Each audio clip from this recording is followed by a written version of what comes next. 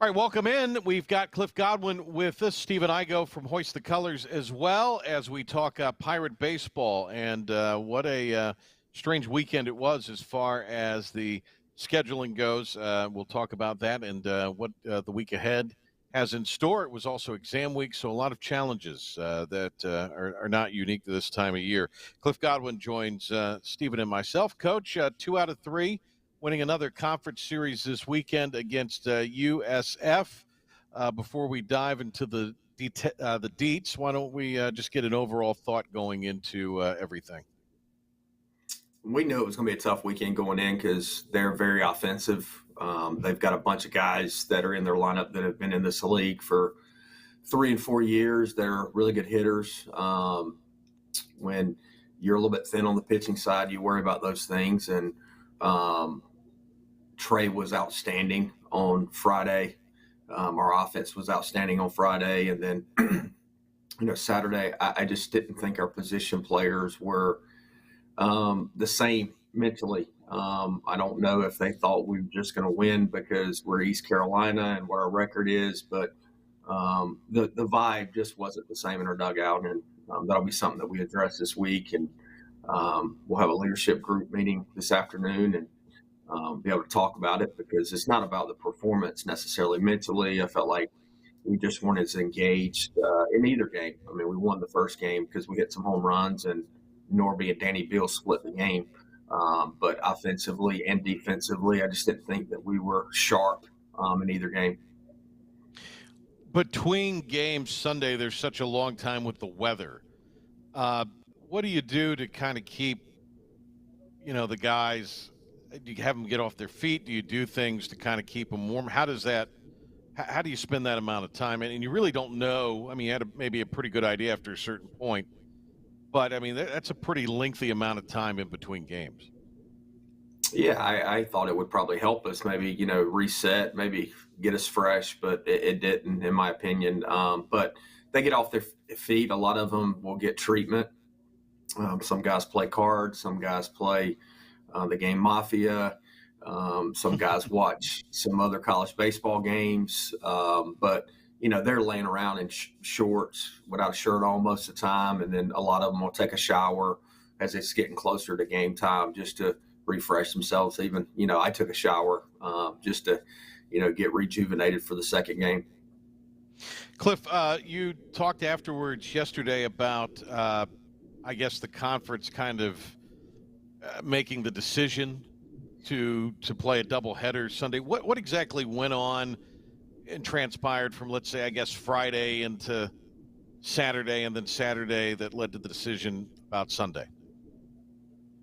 Saturday morning, Billy Mole called me and said, hey, we got a bunch of guys that are sick. We have 5 position players that could play today and 10 pitchers. And Billy's a really good dude. He understands the importance of the games, especially for us. He says, look, I will do whatever. Because I said, look, that's unfortunate, but it's a disadvantage for us to have to play a doubleheader on Sunday when there's no weather. So we're getting penalized for something that, it's out of our control. But the reality is it's tough to win a doubleheader, especially when you shorten a game to 7 innings, which, no offense, I mean, we were thin on pitching, so it wasn't like that was going to, help us to play another 9-inning game. But when you play a 7-inning game, it allows the other team, maybe that is the record's not as good as yours, to navigate the game a little bit better than you at times. So if that makes sense. So anyway, the conference, it was out of our hands. The ADs got on the phone call, the conference office, and they said that the decision was that they weren't going to play. And like I said, it wasn't Billy's decision. It wasn't my decision. It was the conference office. And the one thing we learned about this is we need to have some protocols in play. And I mentioned this post game, and it is what it is, but Alabama pretty much dealt with the same thing on Saturday at Mississippi State, and their head coach texted me after the game and just asked me what the circumstances were with our decision. And their conference office, with pretty much the same scenario, said you have to play. They had 5 position players that were at batting practice before Saturday's game, and you have to play. So we'll need to put some protocols in for this moving forward. That's an off-season thing, is what you're referencing there? I mean, is that something that I Yeah, guess the like a head coaches and the coaches. We ADs? have a head coaches meeting every August through a Zoom call that has all the head coaches in the conference, plus the SWA of the conference, plus Bobby, who is our, I don't know what his official title is for the conference, but he's the guy we deal with with any kind of baseball related issues. And Right. Coach, you look at having to play a doubleheader this late in the season, like Florida State, NC State. They only played one game on Sunday. I know you're not. I'm not trying to put you in a position to keep complaining, but it's just not a advantage situation for either team. I would think going into the stretch run here. Yeah, I mean, yes, it's not an advantage to play a doubleheader at any point in time. But when you're playing a doubleheader on Sunday, like today feels like Sunday to me, because you just normally don't play a doubleheader on Sunday. Normally it's on Saturday or Friday, but the thing that only allowed us to play the doubleheader is South Florida wasn't flying out until today. So that wouldn't even been an option, which that was probably some of the issue with the Florida State. I don't know that situation. I just know they played 2 games. And that was something that we proposed to the conference was, well, okay, if we can't play Saturday, we should just play one 9-inning game on Sunday. And they came back with the integrity of the league.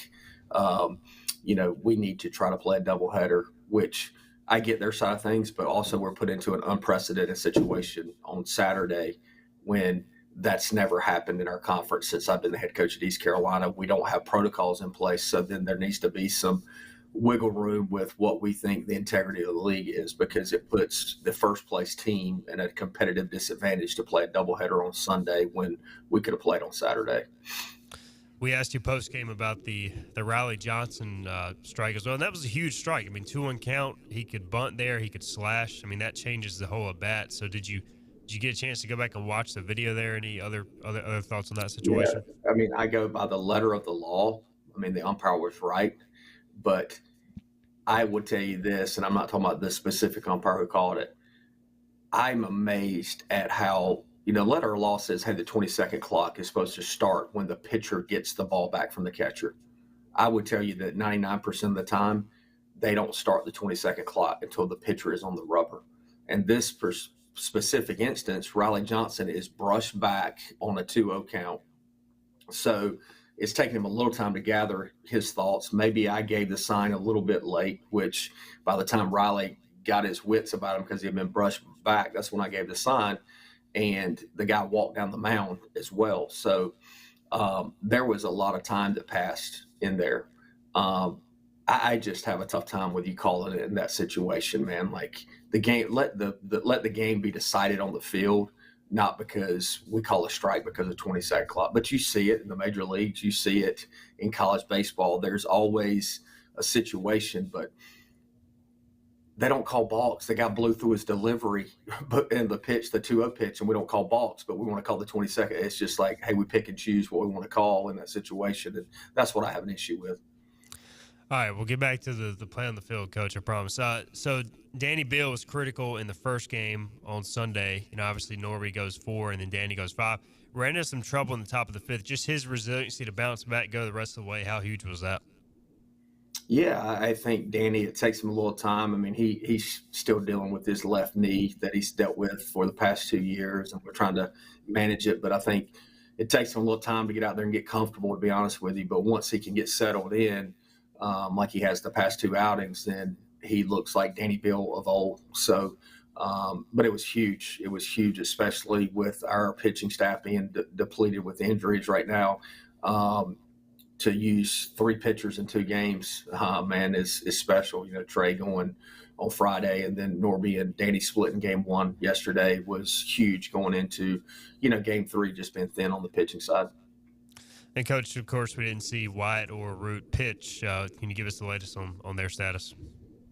Yeah, I feel pretty confidently they're trending upward, so a good thing for the Pirates. But they will not be available tomorrow against Duke, but we feel good about them throwing this weekend in a limited capacity. So don't expect Zach Root to go out there and pitch 5 innings or, Shink to throw on multiple days. But we feel good about them throwing at least, a couple innings, 1 or 2 this weekend. Cliff Godwin joining Stephen Igo and myself here as we talk Pirate baseball. Jake Hunter, you made that announcement officially late in the week. Is what Jake is going, is there still an evaluation process with him? Is it a rehab at this point? Is there a surgery, or is all that still to kind of be determined? Well, Patrick, I don't want to get into just discussing a ton of medical stuff here, but he's going to need surgery. Once the doctors get in there and tell us what, then we can announce exactly what it is. But he does need surgery, and he's going to get that. If not this week, he'll get it early next week. Gotcha. Thank you, Cliff, for that update. So let's talk offensively. The 4 home runs in game 1 yesterday, but Dixon Williams had a stretch. I think Igo was telling me it was the first time since 2018 that a Pirate has homered in 4 consecutive games. And boy, what a year Dixon Williams is having in his second year in the program. Yeah, Dixon has really played great, especially over the past month. And I said this a lot early, and he just was lining out early. And of course, people that are not actually watching the game, they're pulling up a box score and you're looking at batting average. That's why we don't talk about batting average. And I think it was not easy for Dixon to manage because this is the first time he's been a starter pretty much every day. And of course he wants to win for the team, and he's competitive. And really the hardest part for us as coaches was to keep him in a good mental headspace, because his swings were good. His at-bats were, for the most part, good. And he's just hitting the ball right at people. And then, the past month, he's continued to hit the ball hard, and they have found green grass, so to speak, and some of them have found over the fence. And Dixon is a special talent, and as long as he's in a positive mindset, he's a really, really good player. Hits in 7 of the 8 games since his return for Jacob Starling. So he's been amazing. Home runs in back-to-back games of the doubleheader, and the Starman continues to impress. Starman, he's a clutch player for sure. He's had a lot of big moments at East Carolina. He is not 100%. I would say he's 100% swinging-wise, but he's not 100% running-wise, and I know that weighs on him. And, for him to just be able to go out there and be on the field for 2 games yesterday, I think is a win for the Pirates. But I'd be lying to you if I told you he was 100%. I just appreciate him wanting to go out there and try to help his team win. Coach, I believe it was first game of Sunday. All the games run together on a weekend like this. But Will Coxon, he threw out a couple of base runners. He backpicked the guy. It just, how big of plays are those for your dugout and demoralizing for the other team when he's making those throws? Well, I was super proud of him. I think he threw 3 guys out and then backpicked the guy. And I said this, and this is no disrespect, but when you're playing a team that doesn't have anything to lose, man, a lot of times it's like, I don't know, they just can do a lot of different things that probably you wouldn't do if you were in our situation, because it's really risky. But Jaden being able to throw out those guys kept the momentum in our dugout. And we really needed it at that time, just because, like I said, they're really offensive. So anytime we can steal an out, whether we throw a guy out or they bunt, that was a win for the Pirates. Jaden Winter, Eric Richie, had some big spots yesterday, and those guys, Coach, they've been in the program now, a little up and down at times, but how critical are they down the stretch here? And then, pitching well yesterday, especially Winter escaping that jam, pretty electric stuff. Just how critical was that in their future going down the stretch here?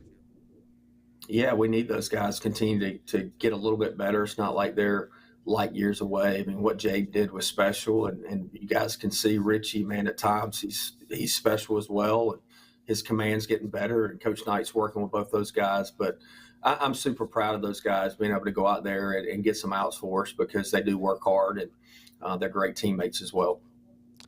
Coaching with the short turnaround with the Duke game, coming off a doubleheader, I'm sure that puts you on a bit of a challenge pitching wise. Is that just kind of a regroup, see who's available come tomorrow morning? Yeah, we'll talk about it today and see how guys feel. But it'll definitely be a lot of guys that throw short stints tomorrow, because we don't have a lot of guys that are available to pitch tomorrow.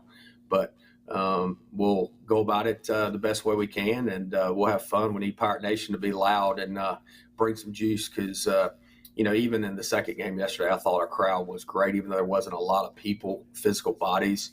They really got into it the last couple innings, and that did provide a spark to our guys in the dugout, and they were trying to muster up enough energy to, be able to come from behind. And unfortunately, we just didn't have enough gas in the tank, and we weren't able to get a big hit when we needed it. But our guys did battle to the end. I mean, we had first and second, down a run there at the end, and unfortunately hit into a double play. But the ball could have very easily, gotten through, and we all feel better about ourselves. But I think we had won 10 games in a row, which is really hard to do in college baseball.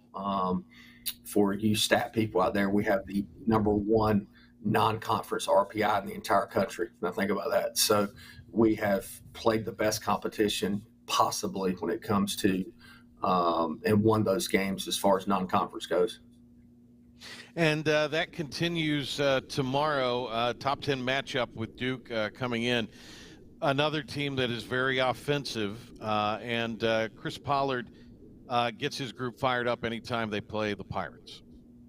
Yeah, Coach Pollard's done a great job. Duke's a great team. Thankful we have him here at home, and it'll be a very competitive game. And like I said, I hope Pirate Nation comes out and packs the place, and we have a great crowd, and we got a great crowd who's energized and helping the Pirates pull through. CJ, thanks for the time as always. We appreciate